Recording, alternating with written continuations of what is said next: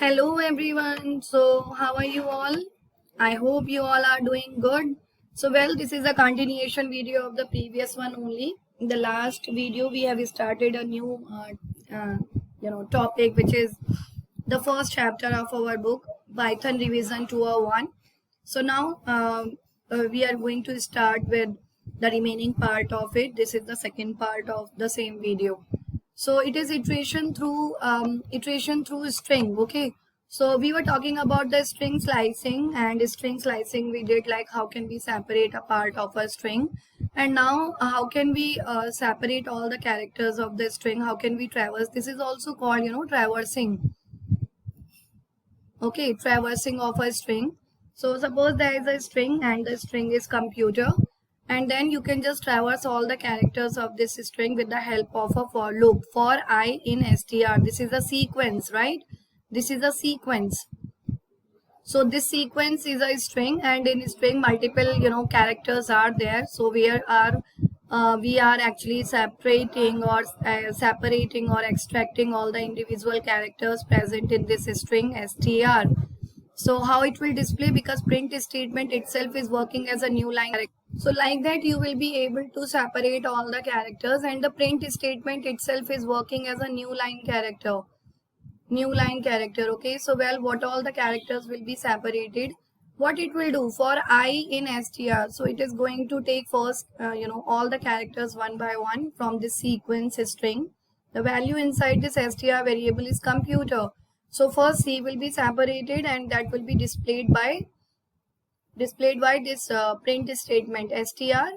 First value of I is 0, and at 0 position you have C, and then again it will go there inside the second character 1, and then second position 1 character is O, then M, P, U, T, E, R. Like that only it is going to display all the characters. Okay, so this is also called the traversal of the string.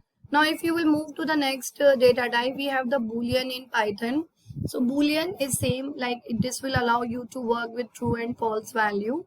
I mean, it's the result of the conditional statement or the logical statement. Okay, so what all the different types of functions are there. So if you want to check whether the function is evaluating true or false, so all those results you can store into a boolean type variable. So okay, Python is a case sensitive language, so please do remember, if something is written in capital letter, then you also have to write in capital only. Like this true and false, T is in capital, so you also have to write this T in capital, even this F also in capital. One example is given here to just make you more clear about the boolean variable. There is a one variable str with value mega here, and we are checking str dot is upper. So is upper function of a string is used to check whether the string is in uppercase or not. So upper, it is false, because mega is written in small letter, right? Not in upper, it is in lower case. So when you will check the value of B, it will return false, because the condition of this function is not fulfilling. So false. So I hope you are clear with the use of this boolean also. So the next data type is list. List is also a type of sequence, like one of the sequence we covered, sequence in which you are working with multiple characters, like we already done with the string sequence. Okay, now we are starting with list in Python. So list is a sequence in which you can store multiple values, and they all are separated with a comma. Okay, so values of same or different data types. So we are not restricted for only integer type values or only float type of value. Anything is fine. You can write only string also, only integer also, only float also, but the mismatch is also fine. Okay, then the second point is it is always enclosed in square brackets. So these are called square brackets. So whenever you will declare a string, you will write down the elements under square brackets. Then it is a mutable data type. Mutable means you will be able to change the element once you have declared, and after that if you want to modify it. So yeah, modification is possible in case of mutable data type. Okay, modify. So it is a mutable data type, and it is one ordered collection of element. Ordered means, like suppose I have written two elements here, so they are in position. Element is 1 and 2, position is 0 and 1, right? This is a position or index. So if you will fetch the element from 0th position, it will always give you 1. And if you will fetch the element at position 1, then you will get 2 always.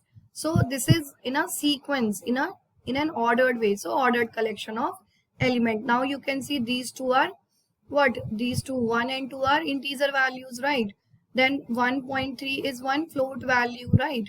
Then A is one single character or string, you could say, because there is no difference in character or string in case of Python. So these two are strings. So well, the combination of all these things is also possible in case of L. Suppose, and the position is 0, 1, this is extra, then 2, then 3 and 4. Okay, suppose I want to update the value at position 3. So what can be written? You can write L3 is equal to ICT. Okay. And then when you will try to display the value of L, then it will be 1, 2, 1.3, ICT, computer. Why it is possible? Because of its mutable property. Mutable will allow you to modify the element from a particular position. So what you have to remember in case of list, it is a sequence which is nothing but the combination of different types of values or same values, always enclosed in square brackets, and the values are separated with comma. And if you want to modify the element once you have declared, and after that if you want to modify the elements, that is also possible. And it is one ordered collection of elements. I mean, in the same order if you are fetching the elements, that is possible. Okay, so these are some of the basic properties of list. Well, under list is not a small topic. If you have idea about the grade 11 portion, so many functions and everything is given for the list. List also supports slicing, and multiple functions are there for list, like we have the expand function, we have the extend function, we have pop function. Many of the functions are there. So when you will cover the things in detail, at that time we will cover the predefined functions of list data type. Now the next is the set in Python. So set is also a collection of elements, and this is also a part of a sequence only, but this is not a ordered collection, right? This is one unordered collection. So the point is, it is not possible to fetch the element of a set individually by its position, right? Because this is one unordered collection of unique values. See, the same value you can't write it twice in case of a set. It's always compulsory. So it is a unique. Unique means if you will try to enter the same value, if you will try to repeat it, it is going to consider it as a single element only. So unique and immutable. So you are not allowed to change the elements also, which cannot be changed, modified. Okay, now you can see one example is given here. Set 1 is equal to 11, 22, 33 and 22.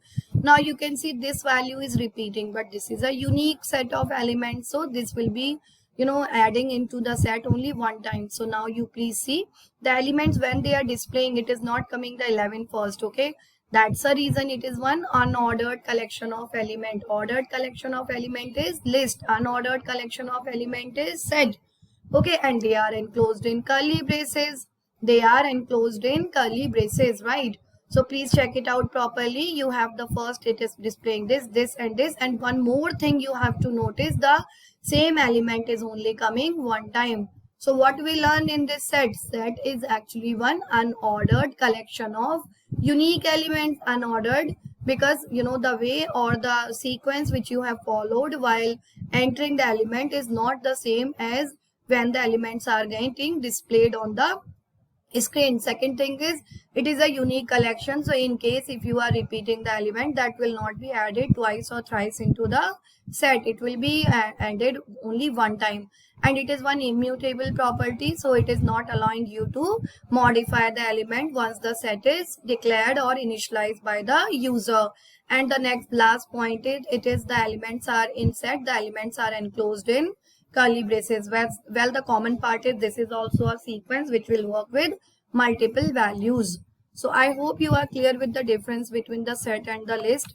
So please go through it properly, and don't mismatch all those things, okay, because they all have their own properties.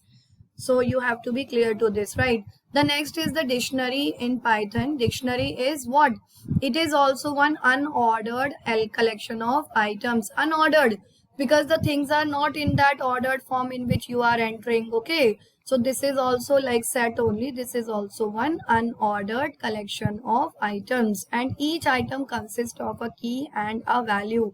This is also called key value pair, right? Key value pair. The elements in dictionary are enclosed or stored in a form of key value pairs, right? It is one unordered collection, key value pairs. So let us check what is that. And one more thing you have to remember, in case of dictionary, the elements are getting saved in the curly braces. In case of set, the elements are enclosed in the normal, the curly braces, right? So here you please check it. We have a dictionary here, and under the dictionary, the key value pair. So the first one is considered as a key, and the second one is considered as a value. So this is a key, and that one is a value. So let me take my pen, and then I'll show you. Like here you have a dictionary. Suppose D is equal to, this is the key, and the value is attached to this only comp. Okay, so you can see like that only some multiple values you can enter. In the given example, you can see we have two key values pairs. So this is the one, and then the comma is given. So this is the second key value pair. So when you will try to display it, you can display the whole dictionary. It will come in this way also, and sometimes you will get the second value first and then the first one, because this is unordered collection of items.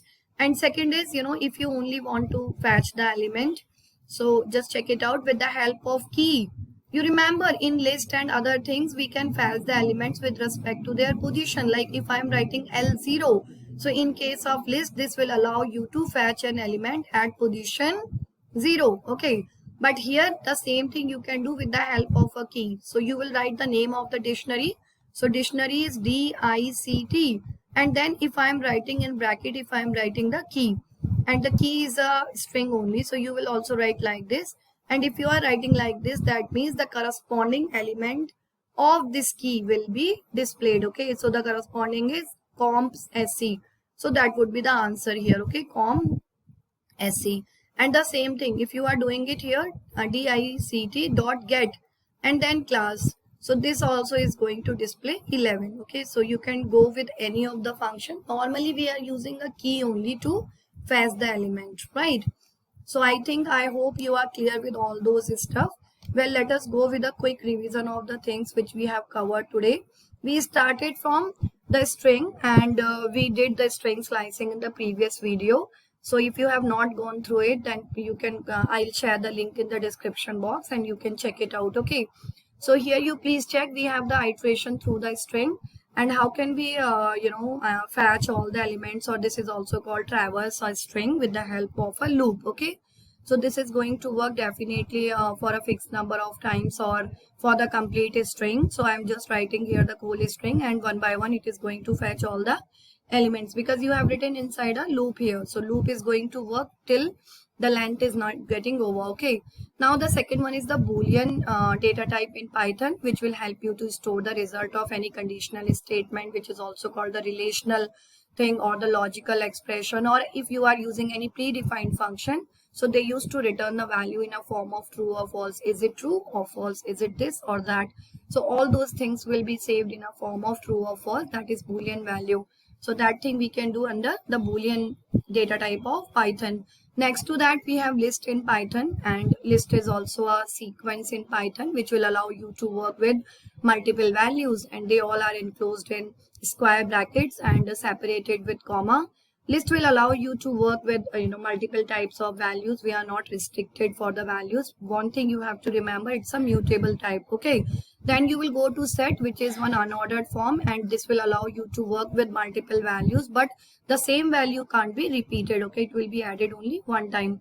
Then you will go for dictionary, in which you have you can store the multiple values but in a form of key values pairs, and they are all added in curly braces. If you are writing a key, if you want to fetch any of the value, then you can use the dictionary name with the key, and then you will be able to fetch the corresponding value of it. So key is actually working as the index or the position to fetch the element. So that's all for today's class. The rest of the thing we will, these things are going on, so the rest of the thing we are going to cover in the next class.